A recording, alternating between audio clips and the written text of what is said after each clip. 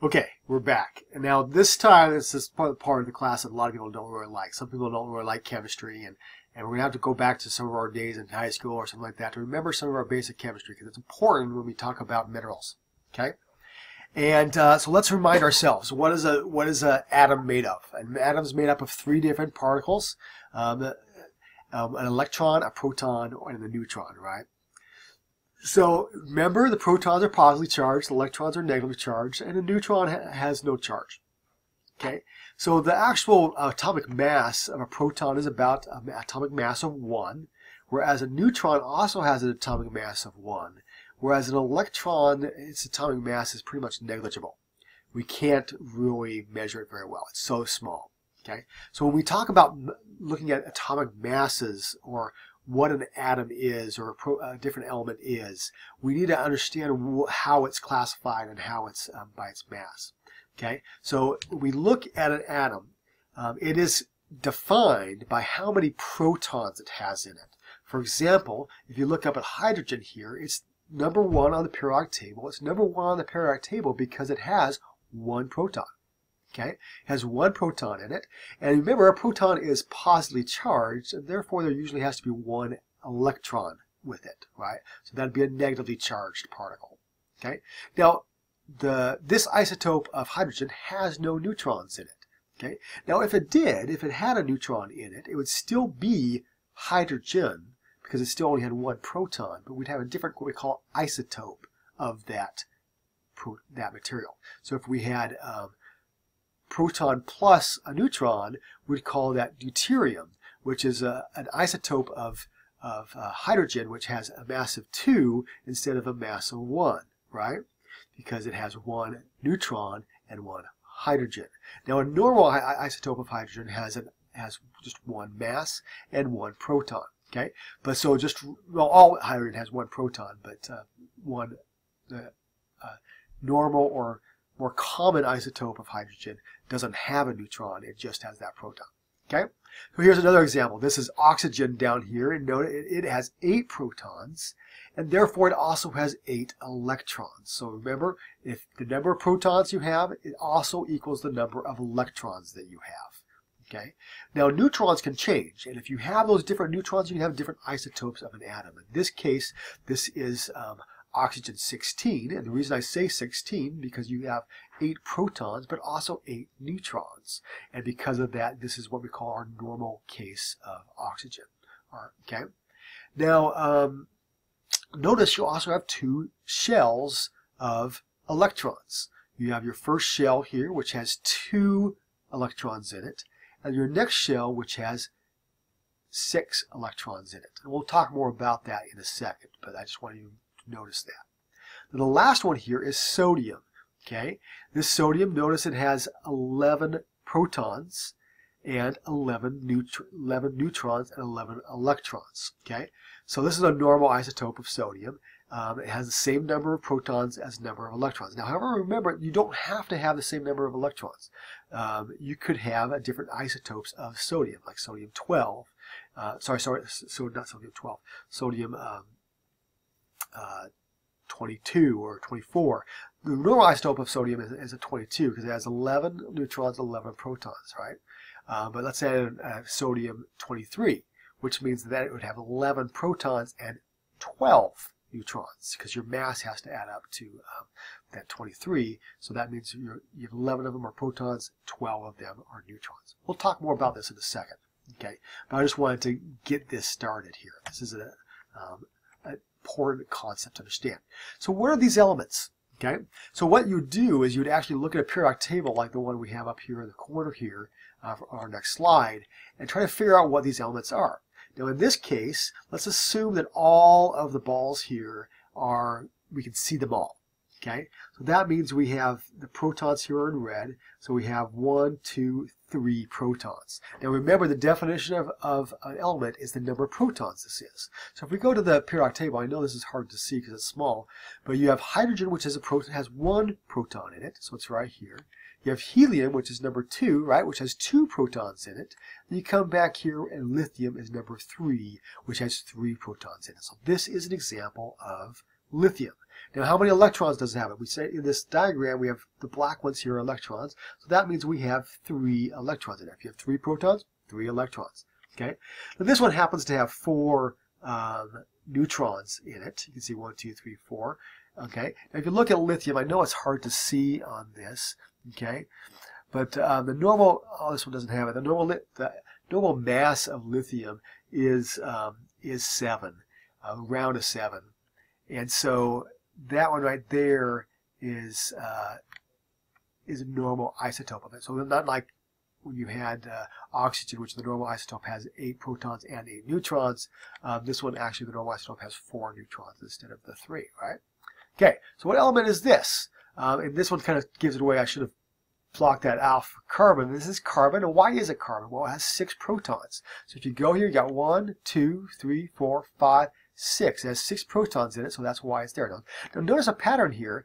In this periodic table, this pattern is actually very characteristic here. Okay. In this pattern, we have hydrogen here, which has 1 electron. Then you have helium, which has 2. Lithium, 3, 4, 5, 6. And so it goes up, each one, and each time it gets another proton. Each time it gets another proton, it becomes another element.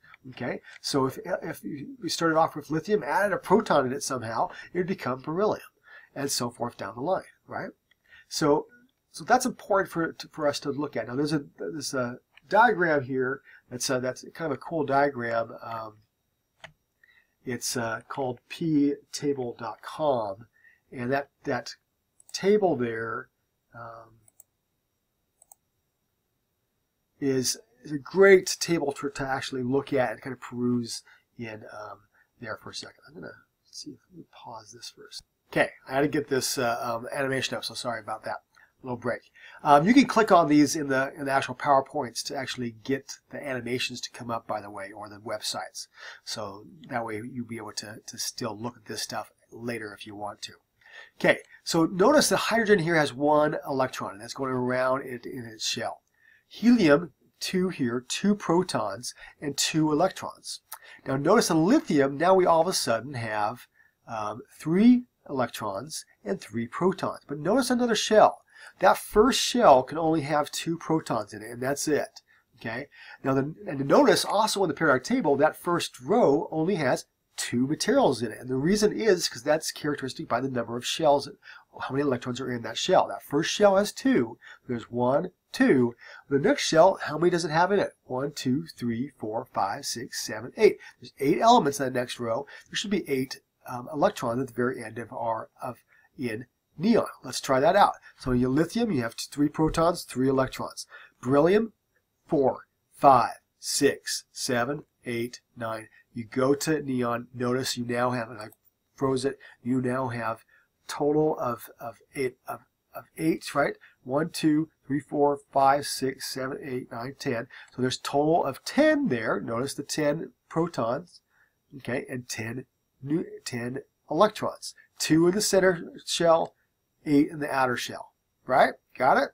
Okay, now what would you predict if I added 1 more proton? Well, if I add 1 more proton, it's no longer neon, it's now sodium. Okay, you go back here to sodium, so it goes on the next row, and then you add another electron to it, so you need add another shell to it, notice? And so this is very characteristic of how these things work together. Okay, the periodic table is put together in that way to help you understand how many electrons in it, and also to understand how these atoms will bond together. Because if you have one atom like sodium that has that 1 electron in its outer shell, it's what we consider unstable. It wants to have 8 electrons in its outer shell, but it only has 1. Well, chlorine down here has, if you know, 1, 2, 3, 4, 5, 6, 7 electrons in its outer shell. So it would love to have just 1 more. And if it did have just 1 more, it would be stable. And so sodium and chloride like to actually bond together. When they do, we call that halite, right? The mineral halite or table salt. And so it's important, that's why it bonds together. That's what we call an ionic bond, where the one atom is actually bonding with the other by taking the other electron away from it, stabilizing one shell by having 8 in it, and stabilizing the other shell by having that last electron in sodium taken away, right? So they're both stable, but that electron's still sodiums, and so they bond together and move around together. That's a molecule. Okay, so this is, like I said, these are hopefully reviews for chemistry, but they hopefully will help you to understand materials as we move forward. Okay, we've already talked about isotopes. Isotopes, they have a different mass, but still the same element. So, for example, let's say I had, let's see here.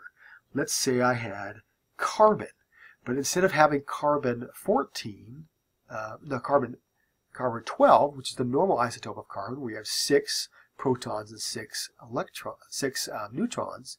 Let's say I had carbon 14. First of all, if I had carbon 14, how many protons would I have? Well, it's carbon, so it has to have 6. Okay.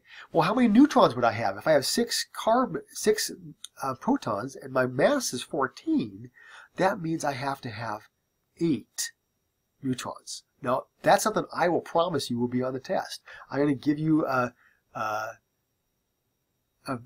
atom with the number of its mass and ask you, well, what atom is this? If it has if it has 6 protons, it has to be carbon, right? And we'll give some examples of this in our quizzes and also in our online activities, if I remember right.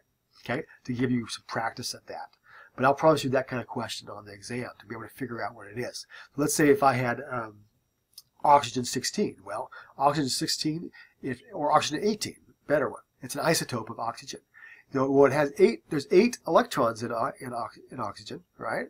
8 electrons and 8 protons because they have to match. But that means that if there's 8, if it's oxygen 18, that means that there has to be 10 neutrons, right? Because I subtract the 8 from the 18, you have 10 left. That means you have to have 10 neutrons. Okay. Whereas the normal isotope of oxygen, which is oxygen 16, would have 8 protons, which means they would have to have 8 neutrons. Get it? I hope you do, because that's something that should have been taught in your basic chemistry classes back in high school. I know some of you guys are long past high school, but that's some basics that you should know that I just wanted to review with you. Okay. So, when we get those elements, we start bonding them together, we start making different minerals, right? So if you look at in the world, in our crust, 47% of our crust is made of oxygen. 28% of our crust is made of silicon. Okay, so you would suggest that the vast majority of our minerals on the planet have lots of oxygen and lots of silicon, because that's where a lot of they're in there. And that's true. The most common mineral that we have is what we call silicates, which have some part of silicon and oxygen together, right? And so, and we use them every day, like our glass from a window is actually quartz, silicon oxides. Okay, they usually put some other things in it to make them harder or more resistant to fracturing, but they do have mostly made up of silicon oxides. Okay, so when we put these materials together, when we get that silica, and they bond together in what we call covalent bonds. We'll talk about those different types of bonds a little bit later. When they have these strong bonds coming together, they'll form into what we call a silicon tetrahedron. Well, we get that silicon tetrahedron, and you put it into chains or even a framework, like an actual quartz crystal, like this guy over here. There it is. Okay, you can form quartz. Well, you get that quartz, it can go into a granite. So the atoms make the minerals make the rocks, right? And then you have biotite and feldspar, which are different chemical compositions that actually are included in that granite as well. So your atoms are the basic building blocks of your minerals, and then your minerals are your basic building blocks of your rocks. Okay, does that make sense? And then we get different materials from those minerals, different elements, or different uses for the minerals from the rocks or whatever. For example, if you have your granite countertop, we can mine that granite to put that nice surface there, but it will have quartz, biotite, and feldspar within it, right? Okay, I'm going to stop there for this next round. That's our chemistry section a little bit, and we'll start talking about physical properties in our next video.